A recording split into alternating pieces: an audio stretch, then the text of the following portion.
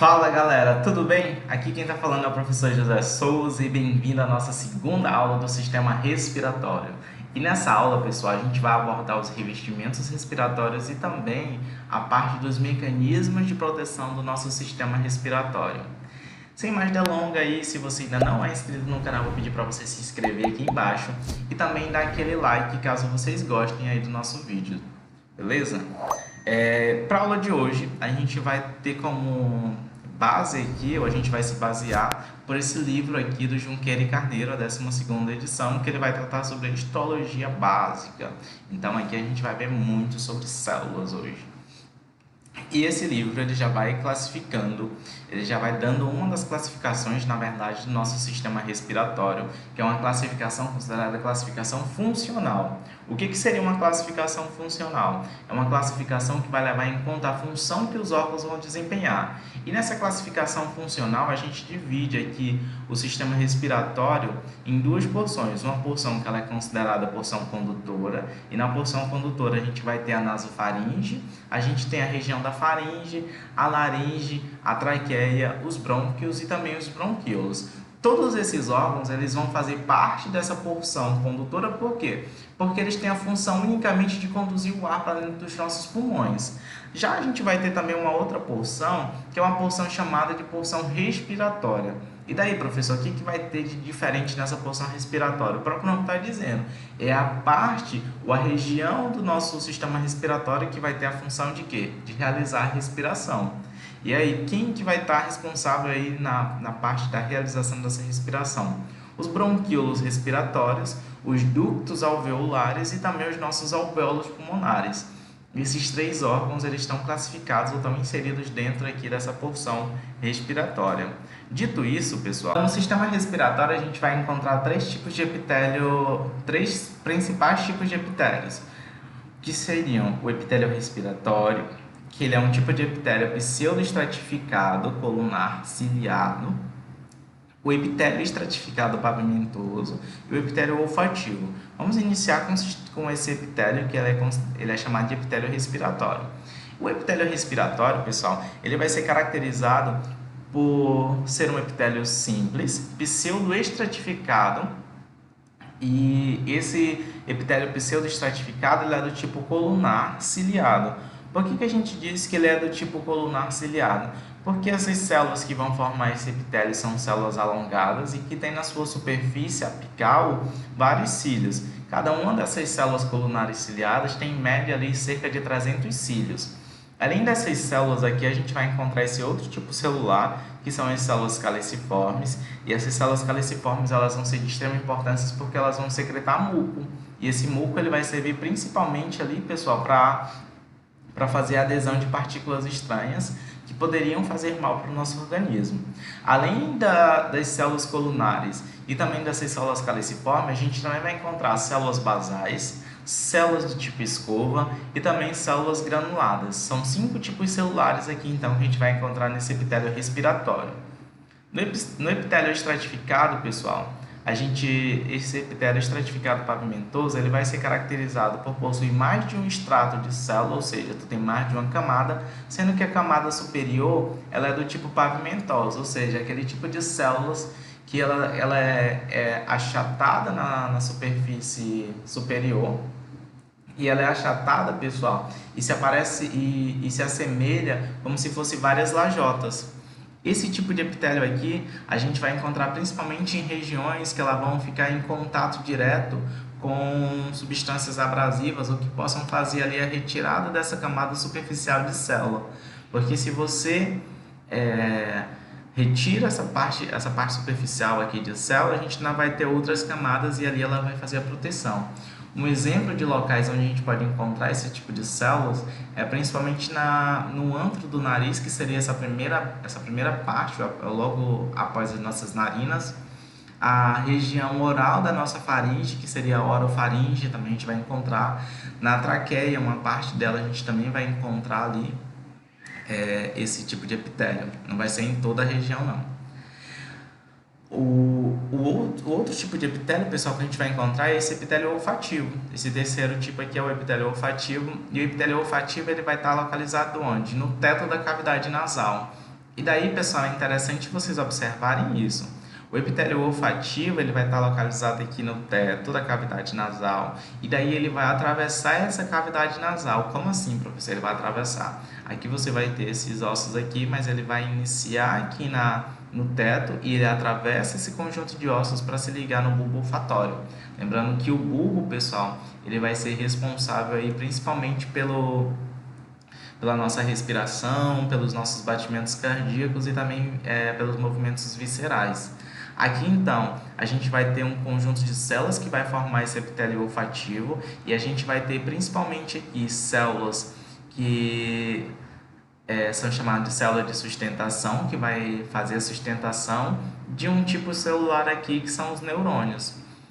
Esses neurônios, pessoal, que vão estar formando esse epitélio olfativo, ele é um tipo de neurônio que a gente chama ele de neurônio bipolar. Ele é bipolar por conta aqui do distanciamento que a gente vai ter do corpo celular aqui desses dendritos, formando dá a impressão de que a gente tem mais de um neurônio aqui.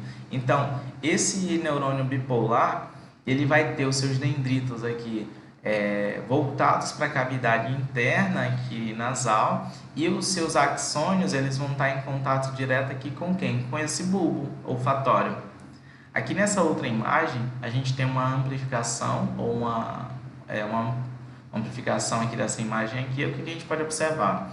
Esse epitélio olfativo que ele vai estar ali na cavidade ou no teto da cavidade nasal, a gente vai ter 3 tipos de células, 4 tipos de células, na verdade. Uma dessas células aqui, essa daqui que eu estou mostrando para vocês, que são as células de sustentações, e o próprio nome está dizendo, são células que vão sustentar quem? Os neurônios. Então aqui tu tem um neurônio bipolar com seus dendritos aqui voltados para a cavidade nasal. E por que vai ser importante esses dendritos estarem voltados para a cavidade nasal? Porque na cavidade nasal, esses dendritos eles vão conseguir absorver os estímulos externos que seriam os odores. Esses odores vão facilitar o reconhecimento de algumas substâncias, como também vai facilitar, vai auxiliar no processo para a gente identificar o sabor dos alimentos. Aqui a gente também vai encontrar esse outro tipo de células, que são células basais. E essas células basais, que também vão ser encontradas lá no epitélio respiratório, elas são de extrema importância porque elas têm uma intensa capacidade de multiplicação, ou seja, constantemente elas vão estar ali se dividindo por mitoses e essas divisões celulares vão formar outras células. Aqui, pessoal, a gente tem esse outro tipo de célula aqui, que é uma glândula, que é chamada de glândula de Bowman. E essas glândulas de Bowman, elas vão ser super importantes, por quê? Porque elas vão secretar muco, e esse muco ele vai fazer principalmente a proteção e a limpeza aqui desses dendritos aqui, desses neurônios bipolares. Eu trouxe aqui essa correlação clínica, que é a metaplasia escamosa, e essa correlação clínica, pessoal, ela geralmente cai em provas aí, então é interessante a gente saber um pouquinho mais sobre ela, o que seria uma metaplasia. Metaplasia, pessoal, só para vocês saberem, é a substituição de um tipo de tecido celular por outro. Como que ocorre então, professor? Aqui a gente pode observar que a gente tem uma imagem de microscopia e aqui a representação do que seria essa imagem de microscopia. Então vamos olhar aqui para essa representação. A gente consegue observar aqui que nessa imagem aqui, a gente observa aqui um tipo de tecido celular que a gente já falou em sala de aula e também aqui na nossa aula aqui, que é esse epitélio aqui, que a gente considera ele como epitélio respiratório. Qual é a característica, ou como que eu posso identificar um epitélio respiratório, professor? É só você olhar, é só uma camada de células, como tu pode observar aqui, e essas células, elas são do tipo colunar e ciliadas. Teve célula colunar ciliada, epitélio respiratório, tudo bem? E a metaplasia escamosa, como eu falei para vocês, metaplasia é a substituição de um epitélio por outro. Lembra que lá no início da aula eu falei para vocês que esse epitélio respiratório era extremamente fino e por ele ser fino, era fácil de você perder essas células e ali trazer algum problema para a tua saúde? Aqui é um deles. Principalmente em fumantes, onde a gente vai ter ali a inalação de fumaça. Essa fumaça ela vai estar quente, ou seja, ela vai estar abrasiva. Essa fumaça quente, abrasiva, ela vai fazer a retirada, com o passar do tempo, desse conjunto de células, que são as células respiratórias, ou epitélio respiratório. E quando você retira esse epitélio respiratório, ele vai ser substituído por um outro tipo de epitélio, que é o epitélio estratificado do tipo pavimentoso. Esse epitélio estratificado do tipo pavimentoso, ele vai começar a substituir esse epitélio respiratório. Ah, professor, mas se o epitélio respiratório só tinha uma camada de célula e o estratificado tem mais, não seria mais vantagem a gente ter essa mudança, essa metaplasia, não seria vantajosa para quem fuma? Se você for pensar assim, beleza, mas vamos pensar o seguinte: nesse epitélio respiratório, tu não tem apenas as células colunares ciliadas, tu também vai ter células caliciformes, tu tem as células em escova, tu tem as células basais e as granulares. Daí o que vai acontecer? Essas células caliciformes, elas são células que constantemente elas estão produzindo muco. E esse muco, pessoal, você retirando essas células colunares ou não, ele vai continuar sendo produzido. E daí o que vai acontecer? Qual vai ser o principal problema aí? Esse muco, ele faz a aderência, ou ele adere a partículas estranhas, e os cílios expulsam esse muco de dentro da nossa cavidade respiratória. Para onde? Para a nossa faringe, para a gente poder cuspir ela ou engolir, no caso, se você não puder cuspir. E daí o que vai acontecer? A pessoa que desenvolve a metaplasia escamosa, que isso aí no caso seria principalmente os fumantes, e aqueles fumantes que bebem bebida alcoólica ainda se agrava mais, a gente vai ver que aquele epitélio respiratório ele vai ser substituído pelo epitélio estratificado pavimentoso. Você vai perder aqueles cílios, porém ele ainda vai continuar produzindo muco, ou seja, tu vai ter um acúmulo de muco. E esse muco, pessoal, como ele vai ter partículas, micro-organismos ali aderidos nesse muco, o que pode acontecer? Pode acontecer que você venha desenvolver algum tipo de infecção das suas vias respiratórias. Pneumonia, uma asma, bronquite ou algo do tipo. Ou, em um quadro assim mais grave, a quantidade desses micro-organismos pode causar lesões, e essas lesões podem desenvolver um câncer nesse indivíduo, tudo bem? Aqui então, vamos passar para os mecanismos defensivos das vias respiratórias. De mecanismos defensivos tudo bem?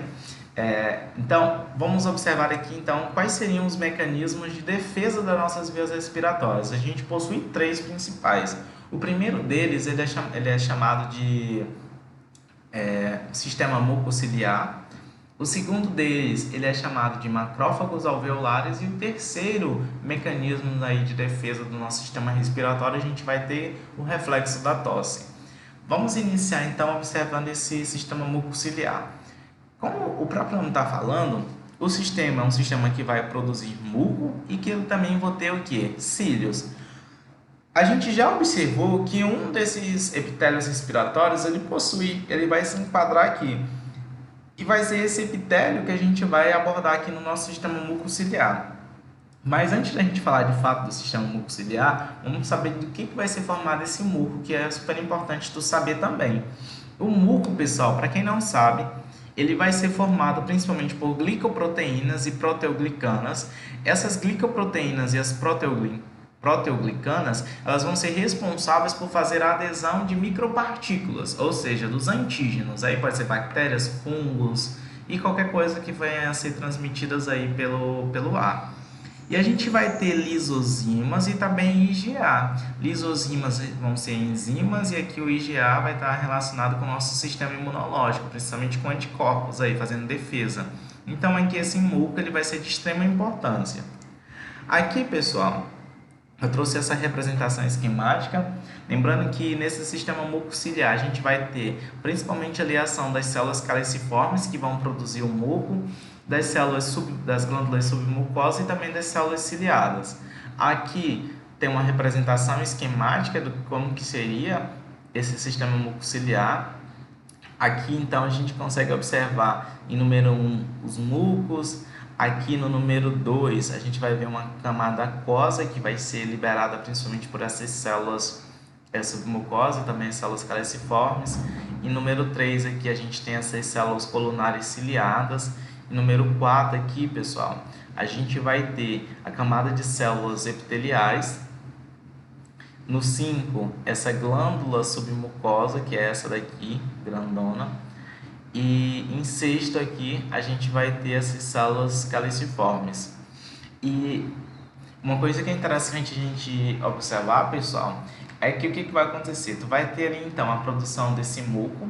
Esse muco, ele vai subir aqui, vai ficar nessa superfície apical, e ele vai revertir ou vai ficar na parte superior desse conjunto de células aqui, que seriam essas células colunares ciliadas. Então, o muco ele vai fazer a adesão dessas partículas estranhas e os cílios eles vão se movimentar em uma única direção para empurrar esse muco em direção a quem? Em direção à faringe. E daí o que pode acontecer com esse muco que vai estar cheio desses micro-organismos que poderiam fazer mal para o nosso organismo? Ele libera na faringe e na faringe a gente tem a possibilidade de cuspir esse muco ou de engolir ele para o nosso sistema digestório fazer ali então todo o processo de destruição dessas substâncias estranhas. Aqui, pessoal, trouxe uma outra correlação clínica relacionada ali principalmente a esse sistema de defesa, que seria o sistema mucociliar, que seria a síndrome dos cílios imóveis, também conhecida como discinésia ciliar. O que seria essa síndrome dos cílios imóveis? A síndrome dos cílios imóveis, pessoal, ela é uma síndrome que tem uma origem genética, e daí quando a gente fala de síndrome, pessoal, já tenham em mente que a síndrome ela não vai ter cura, e como é de origem genética, a pessoa ela já nasce com essa condição, tudo bem? E daí o que vai acontecer nessa síndrome dos cílios imóveis? Geralmente, pessoal, geralmente não. Nos organismos eucariotos, a gente vai ter uma organela que ela é chamada de centríolo, e o centríolo ele vai ser responsável principalmente pela formação ou pela produção dos cílios e também dos flagelos. E esses centríolos eles vão ser formados por várias proteínas que são chamadas de deínas. E essas deínas, pessoal, quando a pessoa ela nasce com essa síndrome, essa deína ela vai nascer com essa deína, na verdade, ela vai estar mal formada. E daí a gente pode observar aqui, ó, nessa imagem, a gente não vai ter aquele octâmero e por conta ali principalmente da má formação desses braços de deína, ou seja, tu não tem a formação completa desses cílios. E o que isso vai acarretar no indivíduo, pessoal? Se tu vai ter ali os cílios e esses cílios eles são imóveis, o que vai acontecer? O teu sistema mucociliar vai produzir o muco, porém tu não vai ter nenhum mecanismo para poder expelir esse muco das tuas vias respiratórias, podendo causar ali vários problemas para o nosso organismo. Eu trouxe aqui duas características básicas da pessoa que possui esse tipo de síndrome.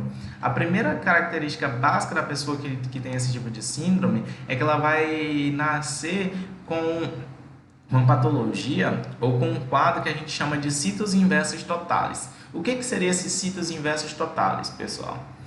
Primeira coisa que eu preciso que vocês saibam, a posição normal como os nossos órgãos estão dispostos no nosso organismo, a gente chama ela de citos sólidos.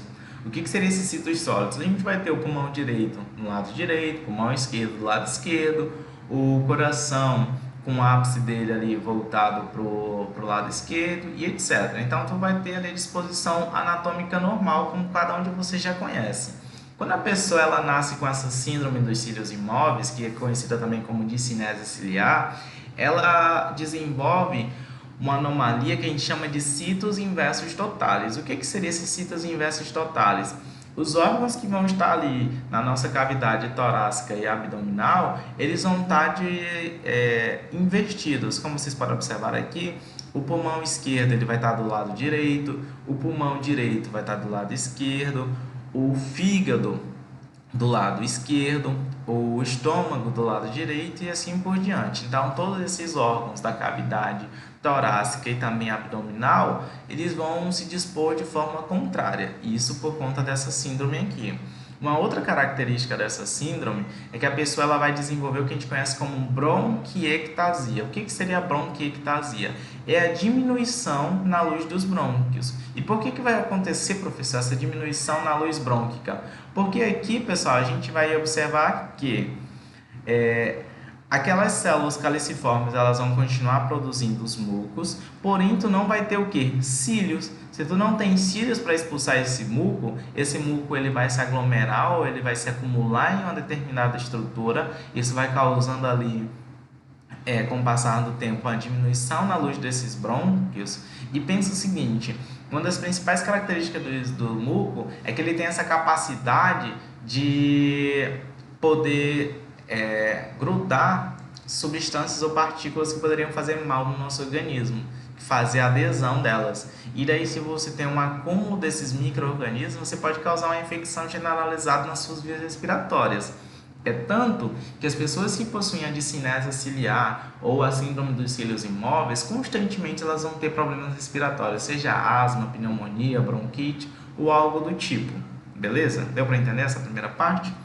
O segundo tipo de mecanismo de defesa do nosso sistema respiratório são os macrófagos alveolares. O que seriam esses macrófagos alveolares? A gente vai ter aqui nos macrófagos alveolares, pessoal, são macrófagos que estão dentro de quem?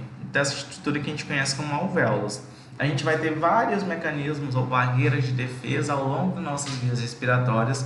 Quando algum desses micro-organismos, porventura, consegue chegar nos nossos alvéolos, a gente tem a ação aqui, então, desses macrófagos para fazer a defesa desses nossos alvéolos.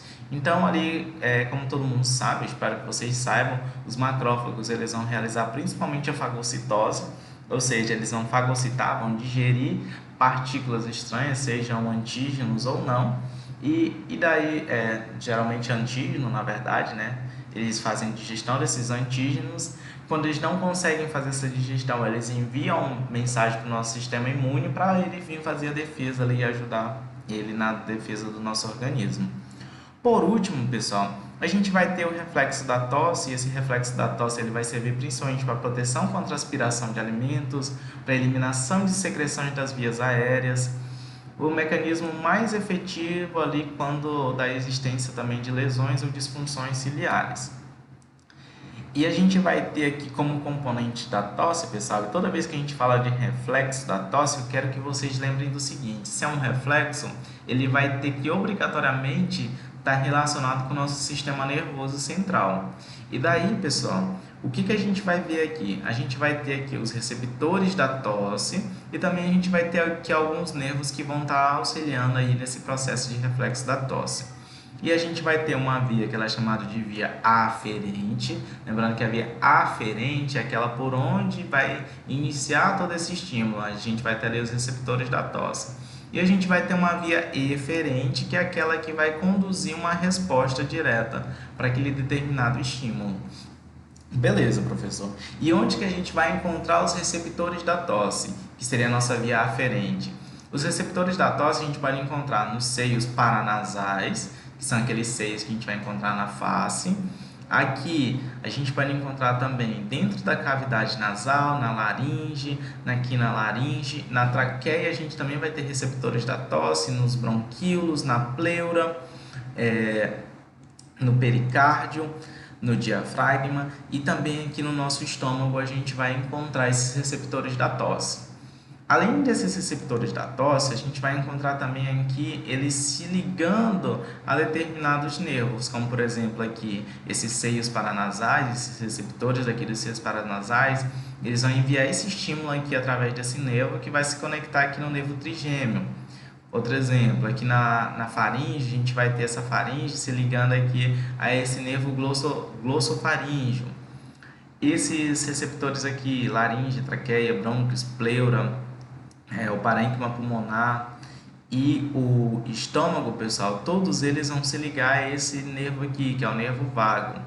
E o último, que é esse aqui, o pericárdio, ele vai se ligar aqui no nervo frênico. E por que vai ser o pericárdio também no diafragma? Por que vai ser importante, pessoal, vocês saberem disso? Porque a gente vai ter receptores da tosse, pessoal, em várias regiões do nosso organismo, para facilitar principalmente a expulsão de partículas estranhas que pode ali estar impedindo o fluxo normal do ar para dentro dos nossos pulmões. E daí a gente vai ter aqui algumas fases da tosse. E ela vai ser dividida em 4 etapas. A gente tem uma fase irritativa, uma fase de inspiração, uma fase compressiva e uma fase de expulsão. É bem simples, vamos observar aqui. Na fase irritativa, a gente vai ter ali um estímulo nas nossas vias respiratórias. E daí o que vai acontecer? Esse estímulo ele vai fazer com que a gente entre na segunda etapa, que seria ali a fase de inspiração, onde você vai inspirar. Teve ali uma inspiração bem forte e essa inspiração ela vai ser seguida de uma compressão, ou seja, a tua epiglote ela fecha a glote e aí você não consegue o quê? Fazer esse movimento de expiração. Por conta disso, a estrutura interna dos teus pulmões, ou seja, dentro dos teus pulmões, vai ter uma pressão muito grande por conta dessa compressão do ar que teve. Daí o que vai acontecer? O teu sistema nervoso central ele vai ser acionado, ele vai mandar um estímulo pela via eferente para obrigar a epiglote ela a se abrir, e isso vai adentrar aqui na quarta e última etapa aqui, que seria a fase de expulsão, onde você vai ter aquele espirro, aquela tosse que é característica, e ela vai ser caracterizada por conta ali da expulsão brusca desse ar de dentro dos nossos pulmões. Então é isso, pessoal. Aqui a gente vai encerrar a nossa segunda aula sobre o sistema respiratório. Eu espero que vocês tenham gostado. E se você ficou comigo aqui até o final, eu quero te agradecer. E se você gostou, pessoal, compartilhe o vídeo. Compartilhe aí com seus amigos, caso eles venham se interessar. E compartilhe também com aqueles que não se interessam, porque eles podem vir se interessar pelo nosso sistema respiratório. Tudo bem? Então, mais uma vez, obrigado. Curta aqui ou compartilha. E também comenta caso você queira aí, tirar alguma dúvida ou dar alguma sugestão de próximos vídeos. Obrigado.